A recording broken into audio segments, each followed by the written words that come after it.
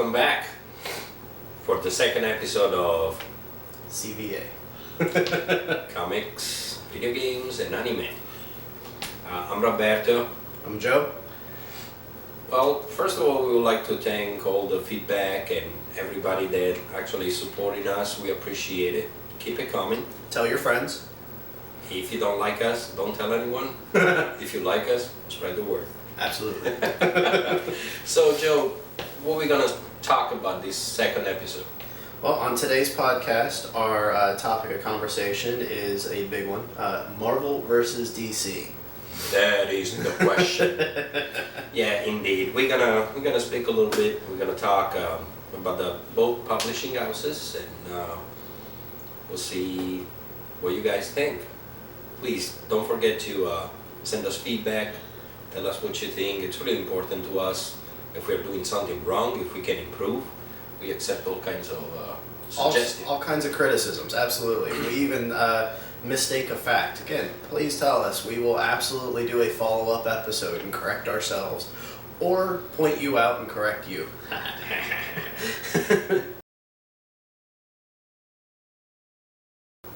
History of the publishing houses. Well, basically, I believe, correct me if I'm wrong, but I think that DC started in 1934 and Marvel started in 1939. So they're both old houses, obviously very accomplished. Both had major flops, major successful stories.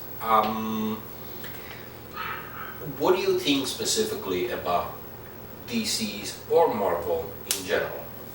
In general, Yeah.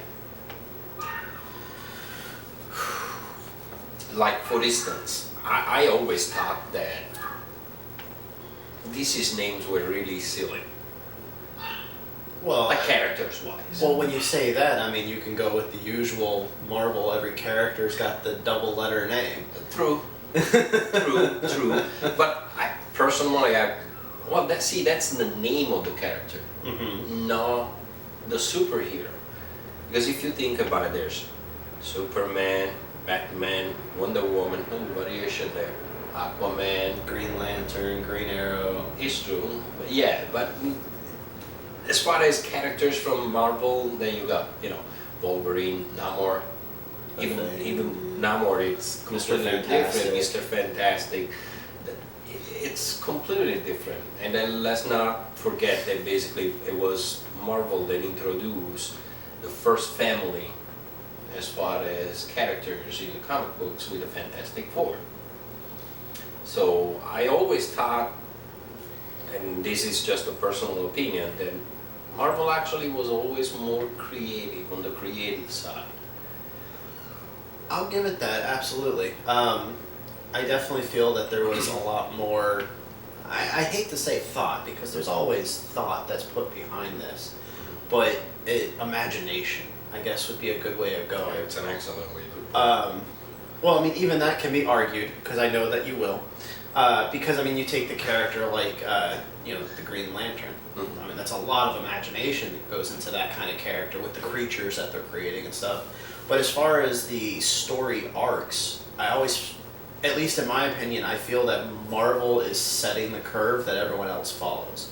Take a lot of the, as far as I'm concerned, a lot of the more popular story arcs as far as like House of M, the World War, stuff like that. For example, the House of M series, DC is just recently done, whereas Marvel has been out for years. True. You know what I mean? So it's almost like...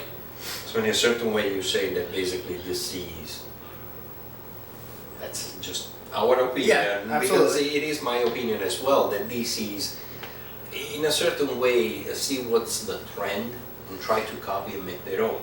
Like, and this is a prime example. Marvel Zombies. Marvel has Marvel Zombies, which is a series, all the characters except one, and few in between. They become zombies with still superpower, and the recent one, a couple of years ago, it was the Green Lantern story with the rise of the Black Lantern, Blackest Night, brightest day. Yeah. And they're basically all zombie rising up, but in a more dark and horror way. So in a certain way, they took the idea of the zombies and then they apply to their characters. Well, they are fighting, and and I don't know. For some reason, I personally think that as far as creativity, Marvel wins. Now, I would have to say, as far as DC goes, I think they're a little bit more artistically. Indeed. Again, I mean, you have your artists that that work for Marvel, that or write for Marvel, I should say, and draw for Marvel, because they obviously, we all know they change. So that there are good ones. I'm not saying that the art's not good on Marvel. I'm just saying it seems that they almost put a little bit more emphasis on their artistic form for DC than they do for Marvel. Marvel goes more cartoonish with their work. And then obviously there's the artists that want to go more realistic, but as far as the start goes, it seems that they were more artistic, at least from my experiences. It's a good body point, because the eyes won't see sight. I mean, the visual is very important, especially when you read a comic book, because you gotta, at some point you actually, you become those characters. That's the beauty of the comic books in general, at least this is my opinion, ours. Yep.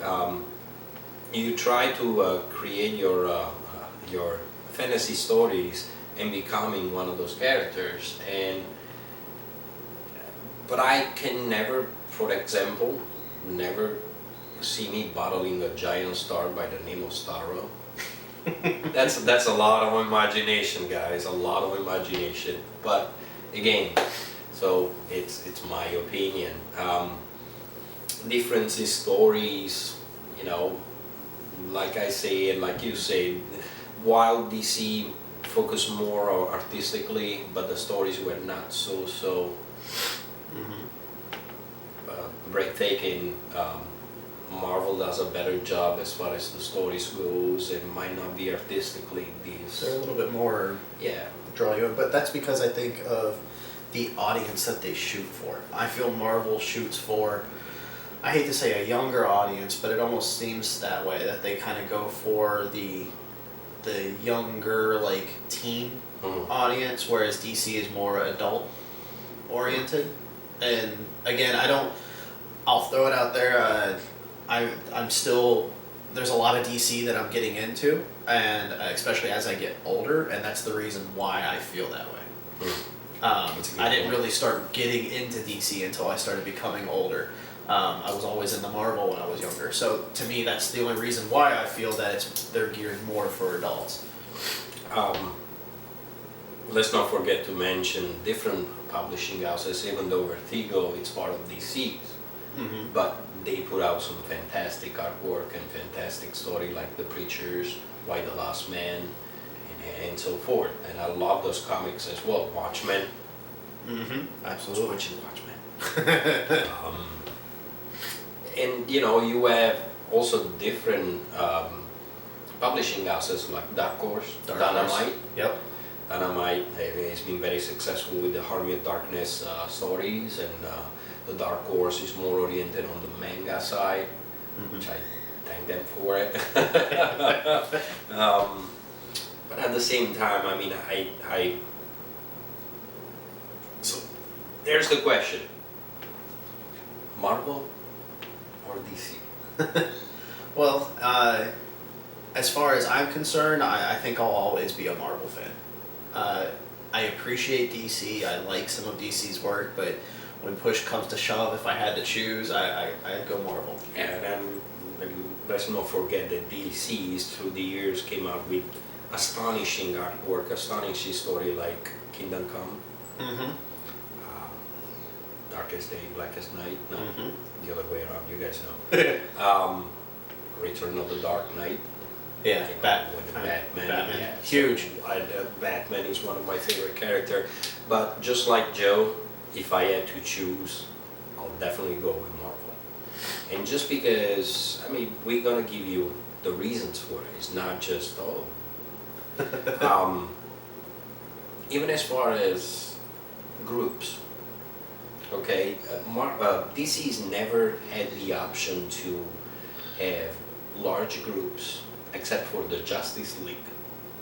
But if you look at Marvel, they There's a had bunch of groups. the X-Men, the Avengers, Fantastic Fantastic Four. Four, which is a family of 4 or 5. That Mhm. means, heroes comes and goes, but I personally like more. I think it's a brilliant move by their part because they can choose different characters and create stories around backgrounds.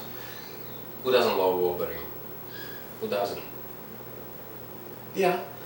Yeah. You know, his history and what he went through, and it took more than 40 years to finally discover the origins of it. and it's brilliant for such a successful character to have this long run. Mm-hmm. Well, nobody knew about anything until they decided to show the origins. Yeah.